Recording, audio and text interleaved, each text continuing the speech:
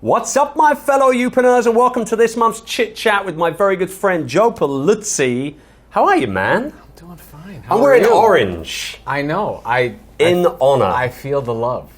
And he's got a little bit of that. He's flying the flag. A little bit. You make it easy to show your brand around because it's the same color. I can actually take the notebook and take these things. Now, we Snapchatted before we hit the record button on this particular chat. Yes. And you said something in terms of why you went with color for your brand and your, please, will you just... Yeah, I was lost in the wilderness for years, and then I saw Chris here in orange, and I said, if I can only look that good. And so I based my entire existence off of orange when I saw how wonderful he looked. The entire existence. That's it, absolutely. Like That's right. Everything I have is orange. I'm not going to get into details, but it's true. And I just, I've got a picture of you on the wall. It's all that. Yeah. In your closet. Inspiration. Okay, we probably should just stop right there. Yeah, let's stop now. So thank you for being here. You got it. Sincerely. Anytime. I've really been, you've been on Youpreneur FM a couple of times. They're always great shows. You're always dropping value bombs. And in your latest book, when did it come out? It came Content out. Inc. It When came did out in out? September of 15. So we're not too far. Pretty we're not too far recent. gone. Yeah. And what I loved about that, what do we do? But like every other year, you do a book. Every 2 years. Okay. You got it. Every 2 What years. I loved about this one was that you really dived into the whole kind of entrepreneurial content, which is what we're all going to love. You got it. Right here in the next 30 minutes. Our market, our Youpreneur member is the solopreneur. They are the small business owner. They are the coach, the speaker, the author, the blogger, the podcaster, the expert, somebody building a business based around who they are, their experience, and what they can do to serve other people. And as we all know, here we are in 2016, content is how we build a business online nowadays. And who better to talk about it than the godfather of content marketing? Yes. Thanks for bringing that up. How do you get that label? Was it self-inflicted? No, okay. No, all right. It was Twitter. Twitter. It was Twitter. Like, I just saw some tweets, and it was like the godfather of content marketing. Where'd that come from? And then, as with the orange and everything else, then we're like, maybe I should lean into that. Right. So saw the godfather, and then the next content marketing world that we had, the September after I started seeing these tweets, I'm like, hey, this godfather thing's starting to take off.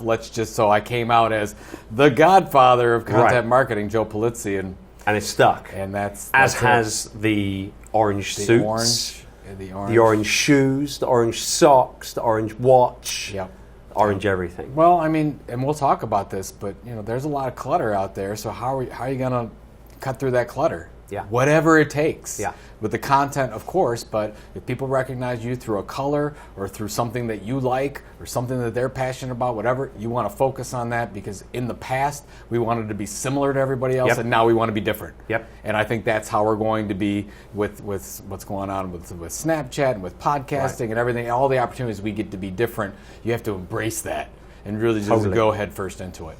So let's you know what I wanted this chat, we could have gone in so many different directions with this because you're so bloody well-rounded when it comes to experience in the field. But I thought a good old-fashioned fireside chat, state of the nation of where we are right now. This will be going live beginning of third quarter 2016. We're shooting it a little bit earlier. Where are we right now with content marketing from an entrepreneurial perspective? I have to say that a lot of the entrepreneurs that, of course, I'm an entrepreneur, you're an entrepreneur, when we have conversations about content creation, I get worried because I still think you've got most entrepreneurs out there saying, I want to create content, and they start blasting it all over every channel. Right. And what's amazing is the more these channels, so that while we're sitting here, there's probably been 5 new channels that have just been created to battle with Snapchat, Periscope, whatever else is going on. There's going to be more of them. Right. But if you look at how media platforms, so I'm a historian when it comes to media. If you look how media platforms are created, so if you're thinking, okay, I'm an entrepreneur, I want to build a platform where I can draw an audience closer to whatever I'm doing so that they know, like, and trust me more, that I can profit from that. That's what we're looking at. You don't just go, the model has never been, I've got all these channels and they're everywhere and I'm just going to blast content out. It doesn't work until you build the platform like you and I have, So whatever that is. So what I want to tell entrepreneurs is, look, you don't have to be everywhere to start with. What you have to do is focus on two things, really. What is your different story? Yeah. Like, so who are you targeting specifically? We all have multiple audiences we're targeting. What's the specific audience we're targeting? Then, are you telling a different story that's going to cut through all that clutter? Because if you're not, and you can't honestly answer the question, like, can I be the leading expert in something without laughing? You got a problem. Right. Like, you have to, and so you have to go niche enough to say, okay, how can I actually niche that down to be the expert in something? And then pick something. Whether that's a podcast, whether that's a blog, whether that's YouTube or Snapchat, whatever, be the best at that. Right. Build your audience on that and your platform around that, and forget the rest until you create what Brian Clark and a lot of others have called it, but I learned it from Brian and said, you want to create a minimum viable audience. What is that? What's your audience building goal? And don't sell to that audience until you just build a loyal relationship with them, and then you can diversify. Yeah, figure out how you're going to monetize. serve them, how you're going to help them, and Exactly. then do it right. But if you look at every major media company, so whatever it is, whether it's the Financial Times, the New York Times, or ESPN, they all started the same way. Yeah. One content type, one channel, consistently deliver over time, and nobody does this. And I'm like, you know what? Been doing this for hundreds of years. It hasn't changed. The technology has changed, and the access to audience has changed, which is great for us because we can reach the audience. But how we get there from a business model is exactly the same. I completely agree with you.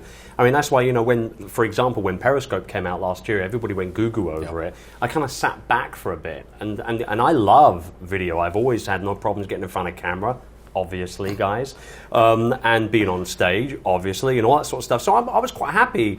And what I really loved about Periscope was that it was live. It wasn't edited.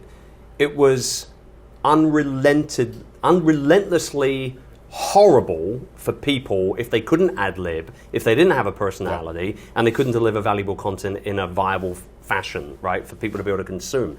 I can do all that. So when I started on it, I went big, and I was on it 15 minutes every day, Monday to Friday, for months and months and months and months. My following went up through the roof, and now when I get on there, it's way easier to be able to get a good amount of people on there all at the same time, and consuming and sharing and hearting it up and all the rest of it. But you're right, some people are they're kind of just splattering as much spaghetti up against the wall as they can. What was your initial platform? Where did you start to build your audience? What was the one? It was really my blog. Your blog. The same thing with me. Yes. It was the blog, and which it doesn't have to be. You could be Matthew Patrick, and it could be YouTube. Right. You could be Pat Flynn. It could be podcast. Right. Whatever the case is, could be. So it doesn't have to be the same thing. Yes. But the point is, textual content delivered every day, or every other day, or every week, whatever that consistency. You know what's funny about it is that I just did a presentation on how do you build engaging content that's going to do something, and I said, you know what, that's actually not the biggest issue. The biggest issue is not creating engaging content, it's consistency. Yes. Because the business gets in the way. Right. But that is the business. Exactly. And people don't realize that. You have to prioritize it. Oh, yeah, absolutely. Yeah. It's like, and I haven't had time to get to the e-newsletter or the blog. And I'm like, well, you haven't had time to get to the business. Yes. How important is building this business to Right. you? Then that has to be part of what you do. So let me ask you this. How long ago did you launch your blog now? How many years ago? 2007. Okay. So almost 10 years now. All right. So you're 3 years ahead of me. All right. So Man, you've done a lot better. That really upsets doesn't me. lie. The man doesn't lie. Come on, man. I'm going to leave and I'm going to do something totally different because you started after I did. But you're doing this huge event and you're doing just good. Thank you. Doing just fine, man. But how long after were you blogging did you then start podcasting? So basically, the model that I just talked about, 24 months of blogging. Right. Building that audience, and our minimum viable audience were 10,000. We target. So you had the target in your head. You said we need to get a 10,000 enterprise marketers, and I looked at 10,000, and I looked at the business model because we knew that we could monetize 10,000 was the number because I knew I could find a sponsor. I knew I could find benefactors. Right. So that was the goal, and we didn't take the eye off of that 10,000 target.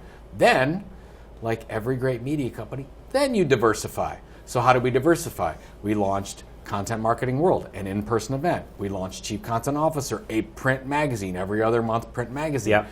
Then the podcast we didn't launch until 13. Wow. So that's how. So That's and much basically, longer than I thought. Basically, every year we ended up launching and diversifying. Now we've got 13, 14 different things. We have a weekly Twitter chat. We have webinars, 3 webinars a month that we do. Okay. We've got a daily e-newsletter and a weekly e-newsletter. So the whole thing is, I'll share with you our data. So our data tells us that our magic number is 3 for our business. 3 subscription points creates the best customer. Well, what does that mean? That means our first point of entry most often is they come to the blog and then they sign up to the email newsletter. Well, I don't want to sell them anything. What do I want to do? I want to get them to subscribe to more things. Right. I want to get them to subscribe to the podcast and subscribe to Chief Content Officer Magazine or whatever else.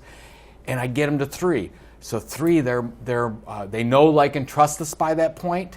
We have that authority, and they're willing to buy pretty much anything we put in front of them. Not to say that flippantly, but it's true. Yeah, sure. They trust us. We know we're going to keep our promise with our product as well. And that is the person that comes to Content Marketing World in September because they're in all the other stuff. And so that's why we go from 1 to diversification. So you then, as a business then, and as an entrepreneur yourself, your main focus business-wise is that big event every year. That's our main revenue generator. Okay, which I've had the pleasure of gracing a stage on. You did a great job, absolutely. So from there, everything else around there then, from a content marketing perspective, is it all to get people to ultimately go to that event? Is that the big kind of be-all and end-all of what you do? Or are there other little side gigs that you work on as well? So I'll share with you. So lay it out, babe. I'll lay it out. Safe place. I know, it's just between us. Don't share these out. Just between this the community, Youpreneur community. Yeah. So we'll do about $11.5 to $12 million this year in revenue. That's our total revenue. Okay. 5 to 7 are events, not just Content Marketing World, but the other events that we do. We do Intelligent Content Conference. And Of course, right. So we have multiple events. Right. So let's say 40% is built into our webinar sponsors, our e-newsletter sponsors, our podcast sponsors. What else are we doing? Some advisory and consulting and stuff like that, like you do. So we've got all that built in.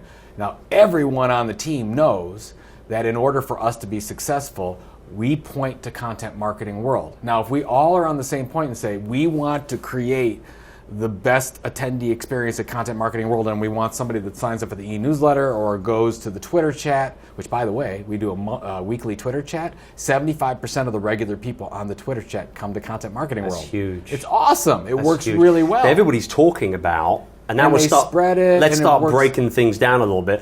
Everybody's talking about the fact that Twitter's dying slowly, but I mean, clearly for some people it's not. I was talking. It's how you use it. Well, surely. I was talking to Martin Shervington, and he's like, "Google Plus is really working for me," and I'm so. And you're like, how? Well, right? That's the thing. Google. It matters on where's your audience at and where you can make the impact and what makes the most sense for your business. So that's why. Where most entrepreneurs, they say, "Oh, I want to do the blog. I want to do the podcast." I'm like, you don't even know that yet. Start with who's the audience and what are you trying to tell them, and really focus on the strategy, and then decide what makes the most sense. And just don't go. I mean, that's so. I saw a presentation this morning that was talking about live video is going to be great, and I know you're speaking about live video. Right. It is going to be great.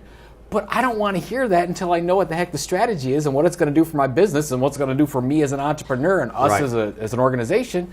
Then I'll look at the live video. Right, and before we hit record on this chat, we were talking about Snapchat. Yeah.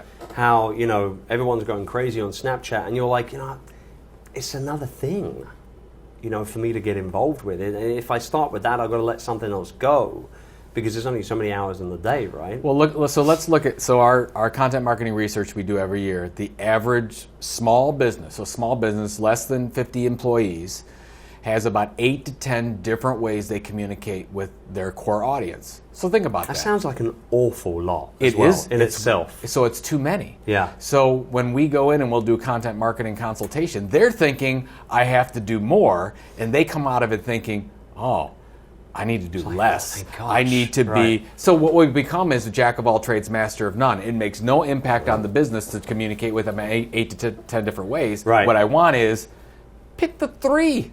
Pick the 3. Pick the e-newsletter, the blog, or the e-newsletter, the podcast, and Twitter. or Facebook or Snapchat. Right. Like that's where Whatever's we're gonna rock and roll with those channels and forget the rest. Right. You know what? It's not gonna hurt your business. You're gonna do better because you're building that audience on that channel. So I mean, some people say you got to be everywhere. You know, you mentioned Pat earlier on. Pat and I are very close friends, and he kind of helped coin that phrase many years ago. When the concept of being everywhere. I get it to a certain degree, and I think you should have a bit of a presence everywhere. But in terms of really utilizing content, like you can't, you just physically can't do it, Joe. That's the thing, man. Well, and I'll make a confession to you. So in 2007, when I really started to get into social media and on the blog, and then later in the podcast, I used to say, "Ooh, let's take our core story and let's cut it up in 12 different ways so that you can be everywhere." And I'm absolutely wrong about that now. I think there was a time for that. I don't think so anymore. Because if I'm going to focus and I'm going to spend time and energy on a new channel, let's say we were talking about LinkedIn before or something, I've got to make sure who am I targeting and what's the different story on that channel. That's just another thing. So let's just be considerate to our audience and just not blast out because we can. Let's think about should we, and that's what I want to talk to every entrepreneur about and say, should you be on that channel? Why are you on that channel? Do you even know? I was talking with somebody before about, I want to get more likes on Facebook. Okay, why? Why does that help you at all? Well, because the people in her organization were focused on likes, and I'm like, well, once they get a little more sophisticated, they're going to realize that it doesn't matter. It doesn't matter no more. It doesn't matter at all. Like, you want to figure out, okay, why are we on Facebook? What's the story we're trying to tell them? What's going to be the business impact? And if you can't answer that question, you might not even want to have a Facebook page anymore. Doesn't really matter. Yeah. I mean, my page, for all intents and purposes, until live video came along, was kind of going the way of the dodo.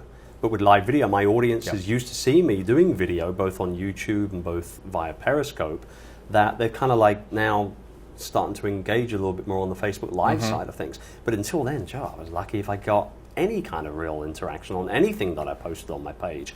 Yet, I'll utilize the hell out of Facebook for adverts to convert people to a mailing list. So that's what I mean. It's a paid platform, and by the way, if you and we talk about this in the States, but let's look at Facebook, Twitter, LinkedIn, or Facebook, Snapchat, LinkedIn. Just look at the major social networks. It's back in the day. It's NBC, CBS, it's ABC. It's the new networks, and we have to advertise to break through because they own the eyeballs. It is what it is. So if you want to do that, fine. Go ahead and do that. But if you're looking for a pure organic play, the problem is that it works really well on Snapchat right now, but at some point, it works really well on Facebook Live right now, but at some point they're going to change the rules. Of course. And you got to roll with it. Yeah. And you don't have any choice. But if you figure out what your goal is, like our goal on Twitter, our real goal on Twitter is, we want to have conversations and we want to build engagement, but our real goal is email subscribers. Yeah. So, and that's always been the case because we want to have control over communication, and we don't want Twitter to just say, no, you're done. You can't have access, which they will at some point say, I know you got 100,000 followers, Joe, but you can't talk to them anymore because you're going to have to pay for it. Yeah, exactly. So you go heavy in the content for entrepreneurs in Content Inc. You go, obviously, as part of Content Marketing Institute, you do a lot of research on the market as a whole, and that's one of the reasons why I love your stuff in regards to that focus, because the numbers never lie. Nope. They truly don't. What is working right now for those solopreneurs that are out there building their businesses online when it comes to content? What's working right this second for them? So first of all, the majority of entrepreneurs are failing miserably with content marketing. Right. It's well under 30% effectiveness rate, which if you say 8 out of 10 entrepreneurs are using some form of content marketing, and of those, just less than 30% are successful, that's miserable. It's awful. It's awful. We have to do better than that. And I think it comes back to the things that we were talking about. So if I'm an entrepreneur and you're listening to this, I would probably, if you're in 5 or 6 different platforms, I really go back to the beginning and what's working. And if you look at what you and I have done, or Brian Clark, or Rand Fishkin, or Michael Stelzner, or Ann Reardon out in Sydney, or whatever, they've all done the same thing. They've said, okay, I really do have to tell a different story. So to one audience. So that's another thing. We're focusing on too many audiences at the same time. You think we're getting greedy? Yes. We're trying to go too broad? We have an advertising mentality because in advertising you can target you get the masses. Yeah. They're forced to listen or watch your message. Yeah. They're not anymore. They've got a smartphone device with them, 24/7 information. They can Tune out whenever the hell they can want, afford to right. ignore you. Yeah. So let's say that you're a B2B entrepreneur and you have 7 to 9 buyers, influencers, decision makers in that process. If you say, "Oh, I'm going to start a blog or a podcast and I'm going to target 2 or 3 audiences at the same time," you're already irrelevant. You can't be relevant to 2 different. I just had a conversation downstairs with a not-for-profit, starting up a not-for-profit, and she said, "I just want to target donators that are going to donate money." And I said, "Donators? That sounds specific enough. Are these first-time donators? Are they repeat donators? I love that, yeah. Are they particular parts of the country? Now, if you look at that, do they have different pain points and needs? Do they have different wants and aspirations?" And she's like, "Crap! I thought that I had a fine-tuned enough focus." I'm like, "No, you don't." So the ones that are working, really go deep into that audience, and then really go deep to that particular audience group. What is that different story that they're? So think about every piece of content you create. I want you to think about what's in it for the audience. Are you trying to help them live a better life, get a better job, like we are right here? We're trying to help them build their business, be more profitable with their business. Start there.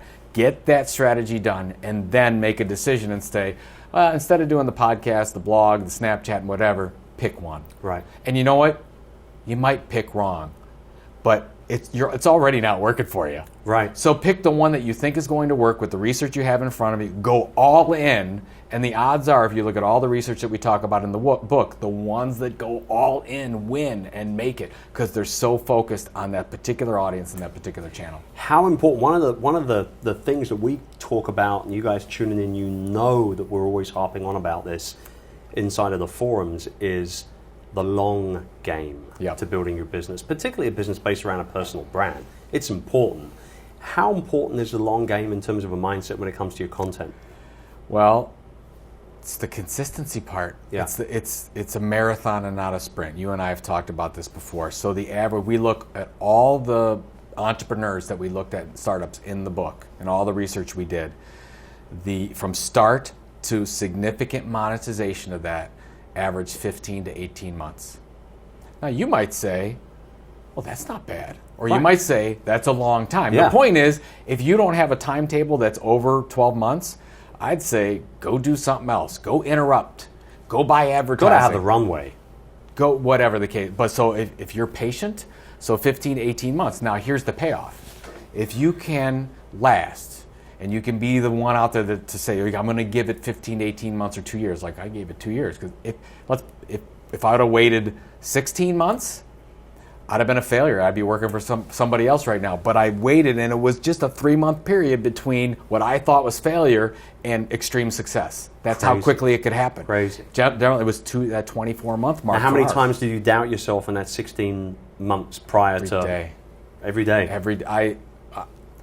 Well, I came to such a low point in 2009. I was talking to my wife and my family about it. I'm like, I'm going to have to go back and work for somebody else. And I'm like, it didn't work. That and conversation must. We were in the sucked. red. We were losing money. It did. And I'm like, well, what do I do? And then I had the conversation with my wife, and I said, no.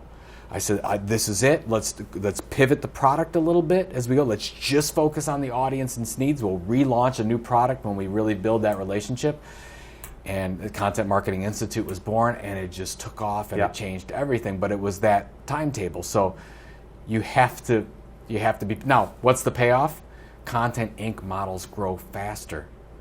Why? Because their audience knows, likes, and trusts them. They will pretty much buy whatever you put in front of them. So that's the opportunity there. If you look at Copyblogger or Moz or you or I or Pat Flynn or whatever, these entrepreneurs that are just rock and rolling, they're all growing like crazy fast because they have the audience and they don't have to go out and pay for that access. Now, what I saw when I spoke at your event a couple years ago was that there was actually a pretty big, there wasn't a division, I'm not going to use that word, there was a split in terms of demographic. There was a lot of agency folks there, and correct me if I'm wrong, you know you people better than I do. A lot of, I turned up expecting to speak to a room full of entrepreneurs, because that's what I normally do. And so when I turn up, and luckily I wasn't speaking first thing in the first day, because I had to kind of shift my verbiage a little bit, my language a little bit, to get my point across in regard. And I was talking about delegation and virtual staff and things like that. Sure. And so I was quite surprised to find out that only sort of about maybe half or so were entrepreneurs, or maybe even less than that. Well, the session you were in was focused on smaller businesses. Right. So you saw a little bit heavier. Okay. But maybe 10-15% are small businesses. So we target the Dells and the Microsofts Right. and the Googles of the world. We want them to send 20 people to our big event. Of course. But we also we want something for the small businesses too and the entrepreneurs, so we have something. So did you become sort of acutely aware of that being your demographic, that split, like pretty much out of the gate? Or did it take a while for you to figure that out through the content you were delivering? So here's the decision that made for us, and this is right around the time when I had that come to Jesus meeting with my wife and figured out what we were going to do. We focused on, what is going to be what we call a content tilt? What is our tilt? How are we going to look at it? And we said we're focusing on complex content issues for enterprises, for larger companies. Now, do we still get some small businesses and entrepreneurs that like our stuff? Great, but we don't target them. Right. We target large enterprises, and that's where we believe that we can be the leading education and training experts for that audience better than anyone else in the world. So that's now, did that exclude some opportunities for revenue from small? Yes. Of course. But we believe Can't have it all. But we believe the upside is better because that's our core focus. So and the long game. Absolutely. So you have to make that decision. That's what a lot of entrepreneurs aren't willing to do. You have to make the decision for, look, I'm going to reach that audience some other way. This is the one where we can really make an impact. Okay. I love it. So, closing up, if there was one piece of advice that you could give to an entrepreneur that is right now focusing in on building their business, finding new leads, finding new customers, servicing existing customers through the use of content, other than consistency, because we've drilled that one home enough, what would it be, that one tip, that one focal point that they should take?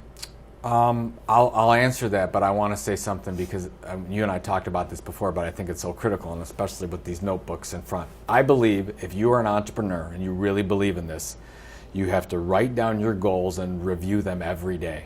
Take a book just like this, and Moleskine, whatever the case is, write down your goals, your financial goals, your spiritual goals, your career goals, whatever those are, your content goals, and review them every day. And if you review them in the morning, you're not going to get involved in stuff that's going to bear on you and be negative to your business, because you're going to know that's my focus. So that's that. The takeaway that I would, from a content creation standpoint, is I think less is more. I would actually, I love that. I would actually look at, and we have some really good case studies that we're looking at right now where somebody was blogging every other day. And you know what? With the resources they had, wasn't great. It was okay. It wasn't great. Now they're doing 2 a month. 2, like 2,500 word, all out. This is because you can spend 2 weeks on that. And traffic has just gone through with less content.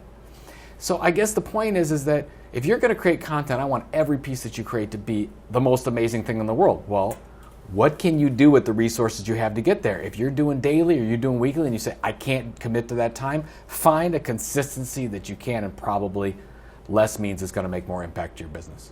Love it. That's why he's the godfather. That's why you're the godfather. The Italian thing has something to do with it too, but there you go. Yeah, that's true. Sicily, right? Roots Sicily. So you're going back to the old country. And I haven't been there. I've never been there. How do you feel about that? I feel like there's something missing. I feel like, and I actually want to take my dad there and go visit. And that's in the next 5 years. I'm going to make that happen. My mum was from Dublin. I've been once when I was in my teens, and I haven't been back. And I really feel like I need to take my family now to Ireland and experience Ireland. Totally agree with that. If it's not now, when? Right? You got to do it. You got to make it happen. Got to make it happen. From the Godfather, everybody. There you go. Joe Pulizzi. Is it Content Marketing Institute? ContentMarketingInstitute.com. The book that we talked about is content-inc.com. And then I got a couple podcasts, but the main podcast is This Old Marketing. I love it. And because this is an old thing. It's just new tools, but an old thing. So and then I'm at Joe Pulizzi on Twitter. And I love it. And I'm sure you'll get me on Snapchat at some point. Really? Come on, man. A lot of peer pressure going on here. I got to drop something else, though, that we talked about. Gary's ramming it down everyone's throat right now. He's the reason why I'm on it. He's ramming it down. So you're going to get me on it. I know, I probably will. You're right. We will link to all of those right below the video, guys. Thank you for tuning in for this month's Chit Chat. We love you all. And go spend some time with Joe. He's a smart guy. Plus, he loves orange. I do. So it can't be wrong. Can't go wrong. Catch you next month. Bye for now. Bye.